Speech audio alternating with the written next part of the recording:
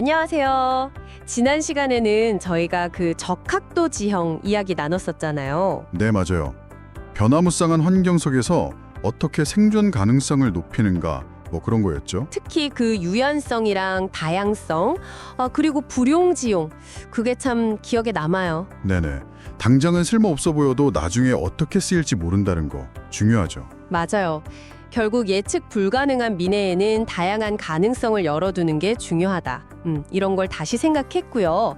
자, 오늘은 드디어 이 책의 우주편 그 마지막 여정입니다. 네, 16장하고 17장. 네, 16장 원형에서 분화, 다시 통합의 제자리로, 그리고 17장 무에서 유, 다시 무. 이 두 장을 통해서 자연의 거대한 순환 법칙, 그 의미를 한번 펼쳐보겠습니다. 좋습니다. 기대되네요. 준비되셨으면 이제 마지막 우주 이야기 속으로 한번 들어가 볼까요? 16장 제목이 원형에서 분화, 다시 통합이잖아요. 이걸 보니까 꼭 씨앗에서 시작해서 나무로 자라고 뭐 줄기, 잎, 꽃 이렇게 막 다양하게 펼쳐지다가 네네. 분화하는 거죠. 그러다가 결국 열매를 맺고 다시 씨앗으로 돌아가는 딱 그런 자연의 과정이 떠오르더라고요. 아주 좋은 비유인데요? 아니면 뭐 사람 인생으로 보면 순수했던 어린 시절, 그게 원형이라면 각자 개성을 만들고 사회 속에서 막 부딪히고 관계 맺으면서 좀 더 성숙해지는 거? 그것도 비슷하지 않나 싶기도 하고요. 네네. 정확합니다. 근데 여기서 중요한 건 이게 그냥 똑같이 반복되는 게 아니라는 점이에요. 단순 반복이 아니다? 네. 각 단계를 거치면서 그 경험이랑 상호작용을 통해서 뭐랄까 예측 못했던 새로운 특성이나 질서가 나타나는 거죠. 뭔가 새로운 게 생겨나는. 그렇죠. 창발적 진화라고 하잖아요. 이전에는 없던 복잡성이나 능력이 생기는 거예요. 이거 예전에 저희 홀라키 이야기했던 거 기억나세요? 네네. 부분이면서 전체인 그거요. 네, 맞아요. 그런 혼론들이 계층 구조를 이루면서 발전하는 거랑 자연스럽게 연결되는 개념입니다. 개인의 성장뿐 아니라 뭐 사회나 문명의 흥망성쇠 같은 패턴도 이걸로 설명할 수 있는 거고요. 와, 창발적 진화.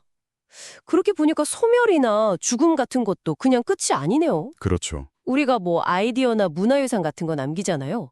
그런 레거시가 그냥 과거의 흔적이 아니라 다음 세대가 더 높은 단계, 그 통합 단계로 나아가기 위한 뭐랄까 필수적인 씨앗. 맞습니다. 씨앗이 될 수도 있고 아니면 다음 진화를 위한 어떤 데이터가 될 수도 있고요. 데이터. 그러네요.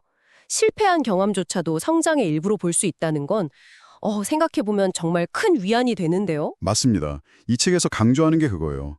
모르고 하나였던 상태, 그러니까 순수한 상태에서 출발해서 네. 각자 다름을 경험하고 그게 분화죠. 그리고 그 다름을 끌어안으면서 더 높은 차원에서 다시 하나됨을 깨닫는 것, 통합. 알고 나서 다시 하나가 되는 상태. 네, 바로 그거죠. 알고 나서 다시 하나가 되는 상태로 나아가는 여정. 그래서 이 과정에서 필연적으로 겪는 고통이나 갈등이 있잖아요. 네, 있죠. 힘들죠. 그런 것조차도 성장을 위한 자연스러운 순리다. 이걸 피하려고만 하지 말고 지혜롭게 받아들이는 태도가 중요하다. 이렇게 강조하는 거죠. 그렇군요. 고통까지도 순리로 받아들여라. 그러면 17장 제목, 무에서 유, 다시 무. 이건 뭘까요? 이렇게 개별적인 순환들이 결국엔 어디서 와서 어디로 가냐? 이런 더 근본적인 질문 같은데요. 네, 맞아요. 16장에서 말한 그 개별적인 순환의 여정들 있잖아요. 네, 그것들이 결국에는 더 큰 차원, 우주적인 차원의 순환하고 연결된다는 걸 보여주는 거죠. 우주적 순환. 네, 즉 없음, 무에서 모든 게 시작돼서 다시 없음, 무로 돌아간다. 이런 거대한 흐름을 이야기하는 겁니다. 근데 모든 게 결국 무로 돌아간다면 우리가 겪는 이런 모든 과정들, 뭐 성취라든지 고통이라든지 이게 좀 허무하게 느껴질 수도 있지 않을까요? 이 관점이 그런 허무주의랑은 좀 다른 건가요? 그거 아주 중요한 질문이에요.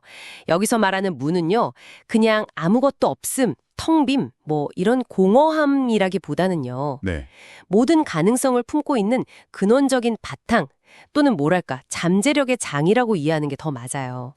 가능성의 바탕, 잠재력의 장. 네, 모든 있음, 즉 유는 이 없음, 무에서 나와서 잠시 자기만의 형태로 존재하다가 다시 그 근원으로 돌아가는 거대한 우주적 순환의 일부라는 거죠. 그러니까 허무주의는 모든 게 의미 없다고 보잖아요. 근데 이 관점은 오히려 달라요. 개별적인 유의 경험들이 그 무라는 전체 안에서 다 연결되고 의미를 가진다고 보는 거예요. 아, 오히려 의미를 갖는다. 그렇죠. 이 분화와 통합의 여정 자체가 우주적인 생명력이 발현되는 과정인 셈이죠. 와, 무가 없음이 아니라 모든 가능성의 바탕이다? 이 해석 정말 흥미롭네요. 우주의 시작과 끝, 그리고 그 거대한 순환 속에서 우리 존재를 생각하니까 와, 잠시 좀 압도되는 느낌인데요. 그렇죠. 스케일이 워낙 크니까요. 네. 이렇게 우주편에서는 정말 태초부터 생명, 의식, 그리고 이 거대한 순환 법칙까지 정말 넓고 깊은 이야기를 나눴습니다. 네, 정말 긴 여정이었어요. 벌써 우주편이 끝나네요. 그러게요. 시간이 참 빠릅니다. 자, 그럼 다음 시간에는요. 지금까지 저희가 살펴본 우주편의 핵심 내용을 한번 간단히 정리하고요. 이제 시선을 우리 사회로 옮겨볼까 합니다. 아, 드디어 사회편으로. 네, 인류 문명이 어떻게 시작됐는지, 그러니까 인간이 어떻게 집단 생활을 시작했고, 이게 18장이죠. 그 과정에서 종교는 어떤 역할을 했는지, 19장, 또 이성과 과학의 시대는 어떻게 열렸고, 20장, 현대 사회를 규정하는 세계화와 미디어의 영향, 21장까지 좀 더 구체적으로 우리 사회가 어떻게 형성되어 왔는지 살펴보겠습니다. 와, 우주적인 관점에서 이제 인간 사회로 초점을 옮겨가는 거군요. 다음 이야기도 정말 기대됩니다. 네, 흥미로운 내용이 많을 겁니다. 좋습니다. 자, 오늘 저희가 함께 탐구한 이 거대한 분화와 통합, 그리고 유와 무의 순환 법칙. 이 법칙 속에서 지금 이 순간 여러분의 삶이라는 작은 순환은 어떤 모양을 그리고 있을까요? 그리고 이 우주적인 리듬과 여러분의 삶은 어떻게 연결될 수 있을지 한번 생각해 보시면 어떨까 합니다. 이것이 오늘 저희가 여러분께 드리는 마지막 질문입니다.